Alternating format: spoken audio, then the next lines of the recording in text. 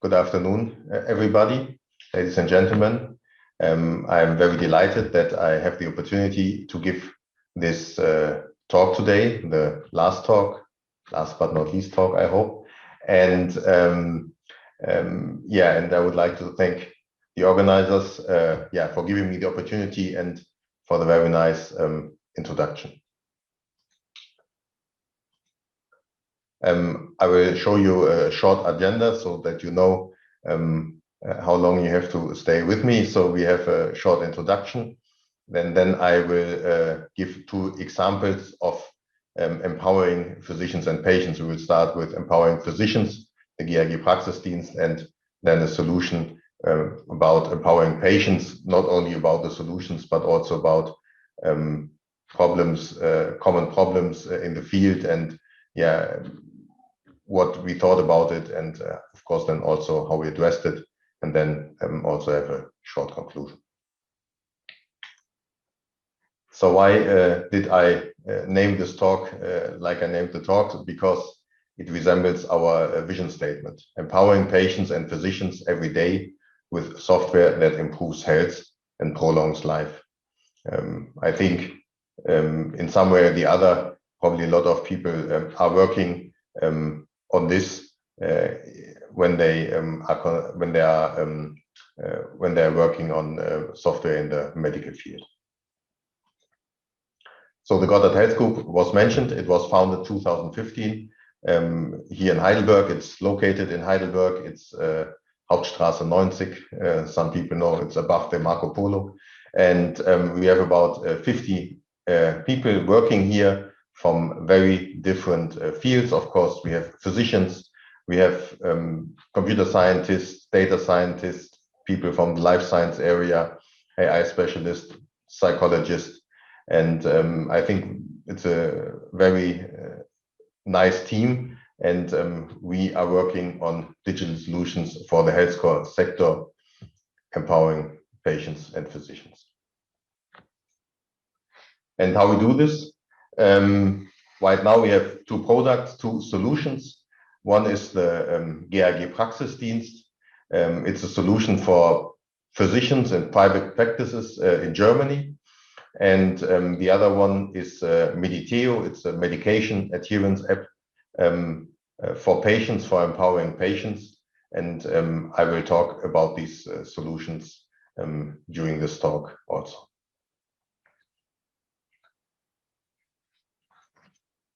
So then I would like to start with empowering physicians.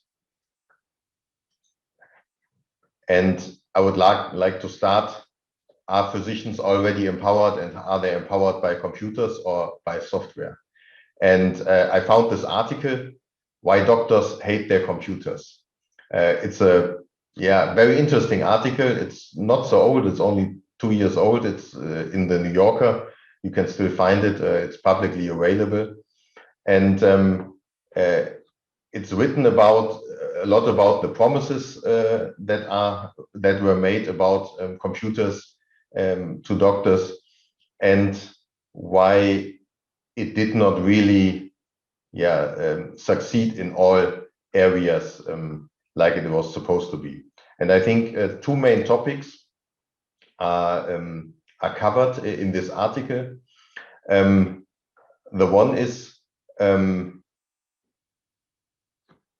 does this regular use of computers and this staring at the screen for documenting, for researching facts, hinder the doctor's and patient relationship? And a lot of physicians complain about this, that the regular talk with patients is hindered by this, because a lot of work has been done staring at the screen. And the other thing is that, of course, the digitization was promised to make medical care easier and more efficient. And I'm pretty sure that it can do this. But for the pure work of the doctor, I think the solutions are only coming just now, because the first steps in all this digitalization was mainly for documenting administration and billing. So it was more for the healthcare system as a whole. And I think the healthcare system as a whole has a lot of gain by this. But for the real treatment of the patient, this was not so much a focus. The software does it good, does it well, what it was supposed to be. But as I said, it was a lot about administration and billing. And this is written in regard to the United States, but it's quite similar here. So I think there is already a lot of digitalization, a lot in regard to administration. And I think now it's really time that the real treatment can also benefit a lot. And the other thing is, it's a editorial written in the New England Journal of Medicine, and this has I think two central comments. One is that the complexity of medicine now exceeds the capacity of the human mind. This is mainly due to the very fast gain of knowledge in the medical field, and which is rising exponentially. And the second is that because of this huge amount of data available for each patient, for each case, that this is every patient is now a big data challenge. That even if you think of a regular patient who has the flu, if a lot of previous diagnoses are available, allergies are available, maybe you have genotyped in specific pharmacogenetic areas, all of this has to be taken into account, and this really is different than it used to be some decades, very few decades ago. And this is also something that has changed, and I think this is something that can be addressed, of course, first by specialization, but also by software. And I would like to give you an example in regard to this, and also then what our solution is. So I would like to talk just briefly about rare diseases. Rare diseases, a common problem, is written here. So there are some different definitions of rare diseases. In the EU, it's 5 of 10,000 people. So not very many, but there are at least 7,000 different rare diseases. And so in the end, in Germany, over 4 million people are affected by a rare disease. And there are several problems in regards to having a rare disease. One is that treatment is not easily available, but the main problem is that the diagnosis takes very long, because the disease can advance slowly. It might not be picked up, or it might be an incorrect diagnosis. Of course, if it's very prominent, like if you have a genetic mutation, and so that it's obviously even from birth that you have this disease, that's different. But if it's more like a metabolic thing, or if it's something that only comes over time, develops over time, then diagnosis is often delayed or even incorrect. And this is something that we wanted to address with the GAG Praxisdienst. As I said, if the rare disease is visible right from birth, it's different. But if you are an adult and you go to your doctor, then your doctor has on average 7 minutes for treating you. And of course, this makes it somehow difficult to check for 7,000 rare diseases. And what we do is that we check the electronic health record from the patient during the doctor's visit, so locally. And if we identify a pattern, then we notify the doctor and we give him context-sensitive information. So we do not claim that we make a diagnosis, but we call it like we extend the physician's intuition, so that he thinks about this disease, and then he can clarify everything else during his normal course. So this is just an example about one rare disease. So these dots are different facts within the electronic health record, and we can see on the left side the first contact. Then we have different visits, different facts, and then we have cirrhosis of the liver, so an end-stage liver disease. And because the disease was not identified, and this can also then lead to death.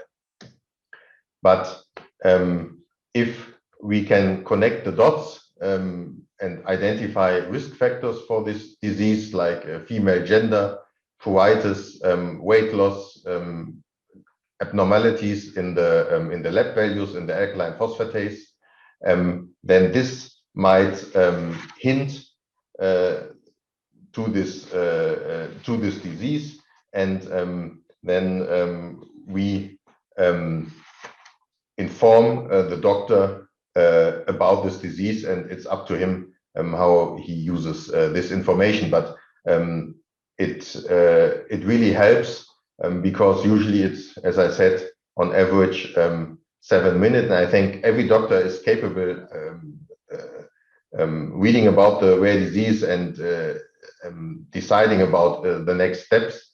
But of course, it's difficult to check for several thousand rare diseases, or even several hundred rare diseases on the fly for each individual patient. So we think we made it differently than other services that are also working on rare diseases. We are workflow integrated. As I said, I think this is very important because otherwise the doctor needs to have already the idea that something is missing. There's a missing piece of the puzzle, and then he has to go to the internet, and then we work proactively in this digital work environment, and that we are also continuously learning, also adapting to the individual physician. And this is then our claim, GAG Praxisdienst, while doctors love their computers. We do not only work on rare diseases, we also have a service for recruitment for clinical trials.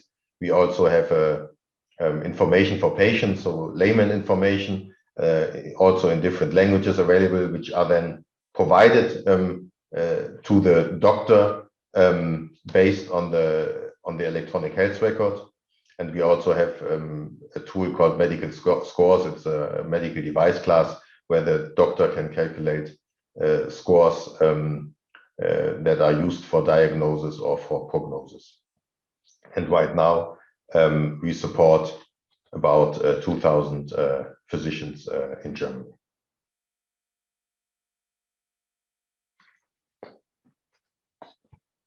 Then I would like to come to the part for empowering patients to Mediteo.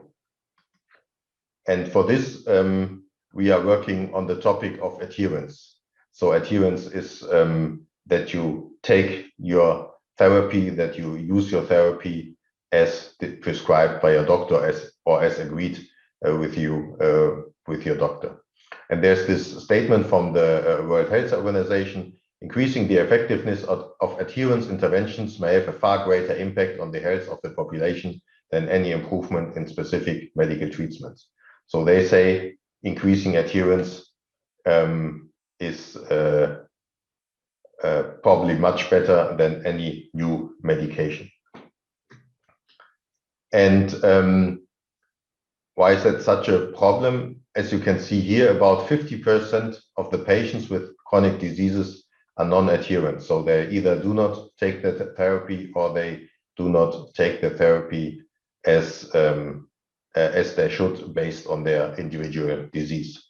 And just to give you an example, what this might cause, that in Germany, 740 people are suffering from stroke every day in Germany. And for non-adherent, and there are risk factors for stroke, especially hypertension. And if you have hypertension and you're not adherent, then your risk for stroke is elevated 3 times and mortality is elevated 4 times. And it's also estimated that about 10 billion additional costs are caused due to non-adherence in the German healthcare system. And what are determinants of medication non-adherence? And as can be shown here, there are things like illness-related factors. So if you suffer from a very bad disease and maybe you cannot go pick up your medication, you're too weak, then this is a problem. Or maybe if you do not feel anything about the illness, then you might not take the medication either. Then there are therapy-related factors. If the therapy has a lot of side effects, then usually the adherence is bad.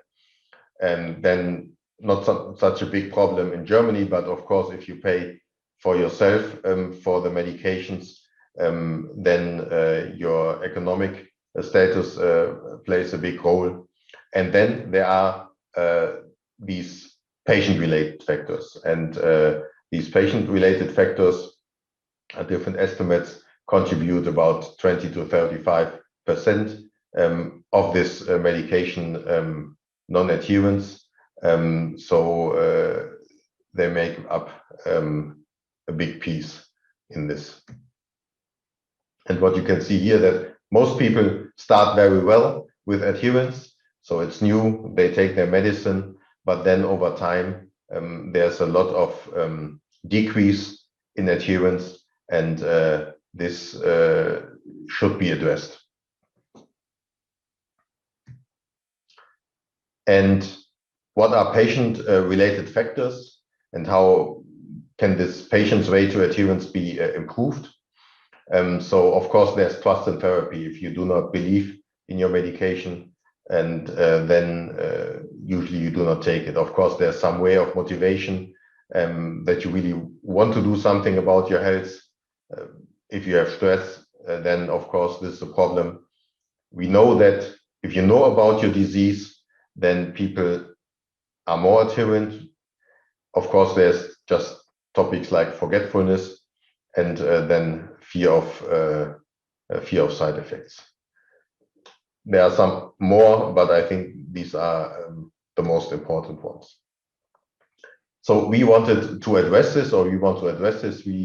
Our mission is that we improve patients' lives by empowering them to manage their health and adhere to their therapy. And I think what's very important here that this is patient-centric, because we know if just the doctor tells the patient to do something, that doesn't mean that the patient really does it. And so I think it's important here that this is about the patient. And with our mobile app Mediteo, we address, we think, all of these problems.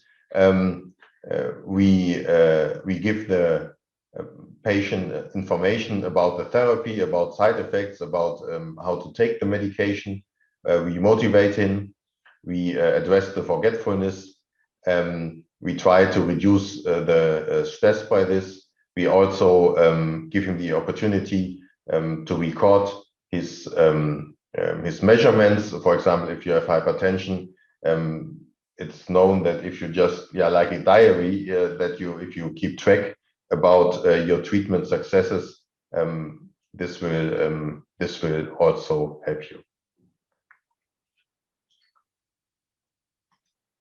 What have we achieved with Mediteo? We are ISO certified, so we we also have a medical device. It's called Mediteo M+. We are not only in Germany, but also in Italy. We were just awarded Testsieger by the Stiftung Warentest for medication apps, for mobile apps, just this month. We are very proud of this.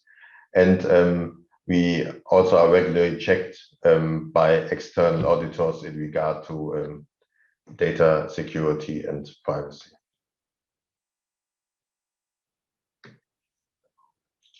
Then I would like to come to my conclusions.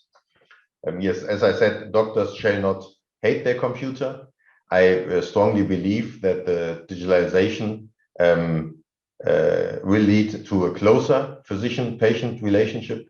And there are a lot of fears that the physician is only working on the computer.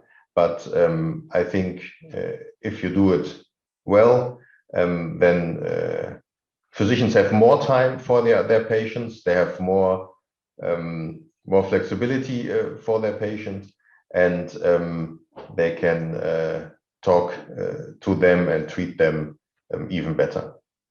I think software is the solution to solve this big data challenge. I think it's not really a question that this is a big data challenge. I think it's merely how big this challenge is and what are the best ways to solve this.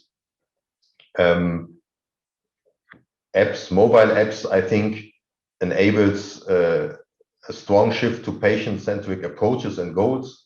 In medicine, the literature, the topic of patient-reported outcomes, so that it is really strong right now. So it's not only about improving some lab values, but it's really about improving what the patient wants to be improved, and that he feels better, that he can live life and enjoy life better. Then two topics I just want to mention because they are important for me. I think data privacy, security, and integrity should be done by design. I think there's a lot of discussion right now about that maybe data privacy is too strong in Germany to have good results. I agree that in specific areas for learning you need specific data, but I think in the end data privacy and security is very important, and it's just one more challenge to solve. And this example of this Finnish psychological practices that were hacked, and now there are 30,000 mental illness patients available. The data in the internet, including the doctor's note, I think is a good example. And then, of course, for everything that you do and regarding medicine, one should be reminded that there's this saying, this motto is a little bit too weak, but this is that it's primum nihil nocere, secundum cavere, tertium sanare. So first, do not harm. I think this is very important, and that because you can do very easy a lot of things with software, recommending things, causing fears.